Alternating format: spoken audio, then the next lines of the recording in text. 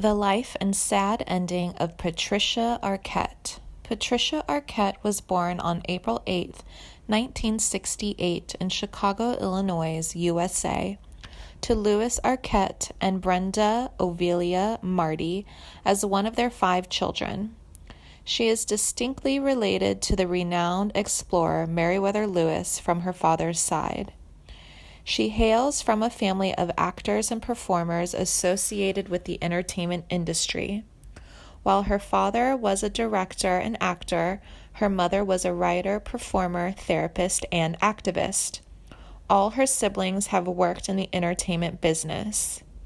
It wasn't just her father's profession that played to Arquette's natural investment in the human condition either. Her mother's work further lent itself to seeing the world through someone else's eyes.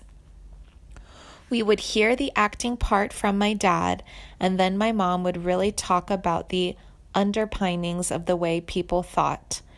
I was always interested in that, Arquette says. It's fun to look at acting like that.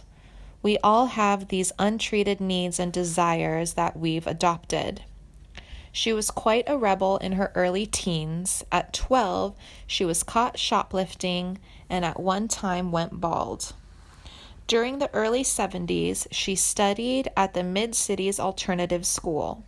She also attended the Los Angeles Center for Enriched Studies after the family relocated to Los Angeles in 1974. She fled from her home when she was 14 and moved in with her older sister Rosanna, who at the time was an upcoming actress. Eventually, she followed in Rosanna's footsteps to becoming an actress. She received training for acting from famous drama coach Milton Katselas. In 1987, Patricia Arquette landed her first film role in Pretty Smart, where she played the character of Zero, a boarding school student. In 1987, she also played Kristen Parker in the films A Nightmare on Elm Street 3, Dream Warriors, and made her television debut in the film Daddy, where she played Stacy, a teenage pregnant girl. Her portrayal of Alice Guthrie, a deaf epileptic girl, in the 1991 release television movie Wildflower, earned her the Cable ACE Award for Best Actress in a Miniseries or Movie. Her popularity increased in the 1990s with critically acclaimed films like True Romance, Ethan Frome, Beyond Rangoon, Flirting with Disaster, and Lost Highway, among other films. These films showcased her versatility in different genres, including psychological thrillers, horror films, comedy, and romance. In 1996, her movie Flirting with Disaster, which garnered more than $14 million at the box office, was screened at the Cannes Film Festival. In 1999, Patricia Arquette returned to the genre with which she started her career when she played Frankie Page in the horror film Stigmata. Though not critically acclaimed, the film was commercially successful as it earned over $80 million. In the same year, her film Bringing Out the Dead, in which she appears alongside her then-husband Nicolas Cage, was highly acclaimed by critics. Her career in films continued with Little Nicky, Human Nature, The Badge, and A Single Woman, among other films. These films covered different genres, including light-hearted comedy, drama, mystery, and biopics, reflecting her wide range as a performer. In 2003, released film Holes, which was based on Louis Sachser's novel, had a tremendous run at the box office, earning more than $71 million. Her performance as Alison Dubois in NBC's television drama series Medium fetched her Primetime Emmy Award for Outstanding Lead Actress in a Drama Series. She played the role from 2005 to 2011, appearing in 130 episodes. She shot for the Richard Linklater director film Boyhood from 2002 and continued for the next 12 years until its release in 2014. Her portrayal of Olivia Evans, a single mother who faces several odds while bringing up her children, received widespread appreciation.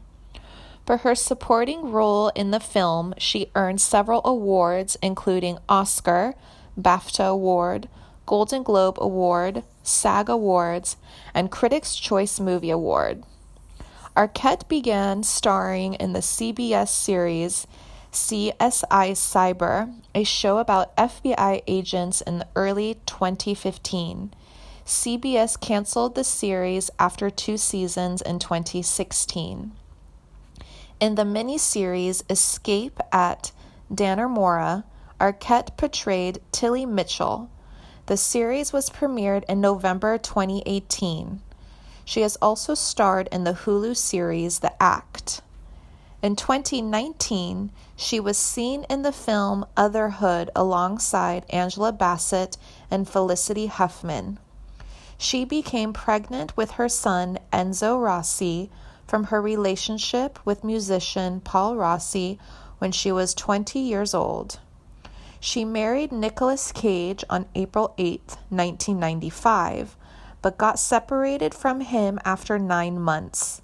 The couple finally got a divorce on May 18, 2001. In 2002, she got engaged to actor Thomas Jane. Their daughter, Harlow Olivia Calliope Jane, was born on February 23, 2003. Patricia Arquette. There's a lot of pressure on actresses to look strange and unrealistic.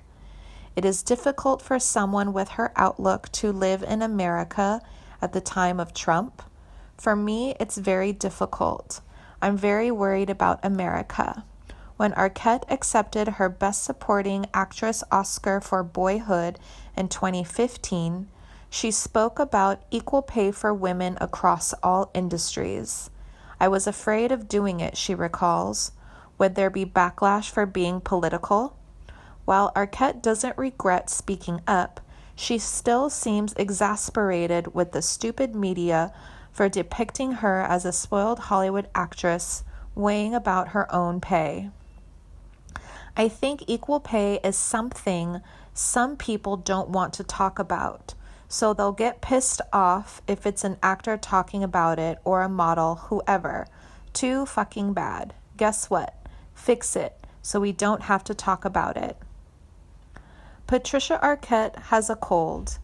The actor who has picked up both Golden Globe and Screen Actors Guild Award for her 12-year-long portrayal of a single mother from Texas in Richard Linklater's Boyhood, sounds woozy on the phone from her home in Los Angeles. I feel like I'm in a weird dream that I'm going to wake up from, she says. The potential of the hat trick winning the Oscar for Best Supporting Actress later this month, as she says, left her dazed and confused. Most of the movies I've done, they don't really have the kind of budgets to even campaign.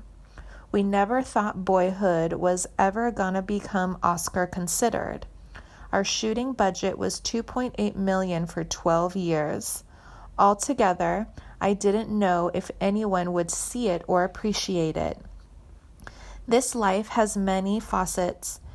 Your work is one of them. Have fun with work, she advises.